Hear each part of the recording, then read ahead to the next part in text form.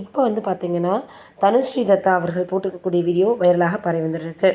இவங்க வந்து 2004ஆம் ஆண்டு நடைபெற்ற யூனிவர்ஸ் போட்டியில் வந்து பார்த்திங்கன்னா, மிகப்பெரிய அளவில் கலந்துக்கிட்டு வெற்றி பெற்றாங்க. அதற்கப்புறமாக படங்கள் நடிக்க ஆரம்பித்தாங்க. இருந்தாலும் தமிழில் அவங்களுக்கு சில படங்களுக்கு அப்புறமாக வாய்ப்புகள் கிடைக்கல. பெரிய ரவுண்டு வருவாங்கன்னு எதிர்பார்க்கப்பட்ட நிலையில் அவங்க வரல.